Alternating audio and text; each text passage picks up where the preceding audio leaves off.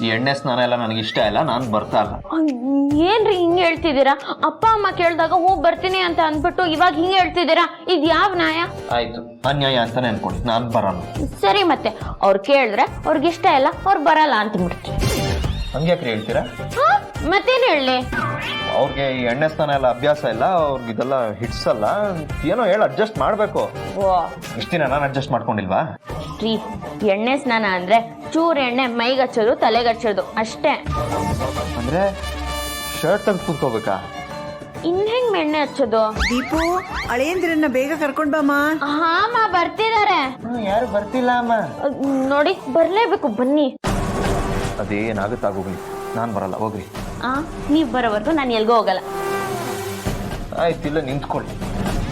ನೋಡಿ, ಅಮ್ಮ ಕರೆದಿದ್ದಾರೆ, ನೀವು ಹೋಗಲ್ಲ ಅಂದ್ರೆ ಯಾರನ್ನಾದ್ರೂ ಕರೆಯಕ್ ಕಳಿಸ್ತಾರೆ. ಬರ್ಲಿ ಬಿಡ್ರಿ, ಯಾರಾದ್ರೂ ಬರ್ಲಿ, ನನಗೇನು ಭಯ. ದೀಪಾ, ಹಾ ಅಂತೆ. ಎಣ್ಣೆ ಸ್ನಾನ ಕರ್ಕೊಂಡ್ ಬಾರೆ ಅಂದ್ರೆ ಇಲ್ಲೇನೆ ಮಾಡ್ತಿದ್ಯಾ? ಅತ್ತೆ, ಇವ್ರಿಗೆ ತಲೆನೋವ್ತಿದೆ ಅಂತೆ.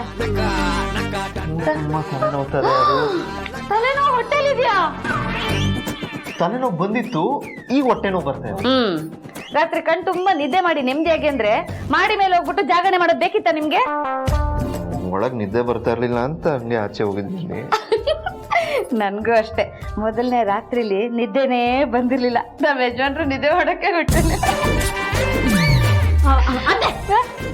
ಅಯ್ಯೋ, ಅಲ್ಲಿ ಸ್ನಾನಕ್ಕೆ ಗೊತ್ತಾಯ್ತು, ಎಣ್ಣೆ ಸ್ನಾನಕ್ಕೆ. ಅದೇ ನೀವು ಬರ್ತೀರಾ? ನಾನೇ ಕರ್ಕೊಂಡು ಅವ್ರು ಬರ್ತಾರೆ. ನೀವ್ ಬರ್ಲಿಲ್ಲ ಅಂದ್ರೆ ಅವ್ರು ಹೇಳ್ಕೊಂಡು ಹೋಗ್ತಾರೆ.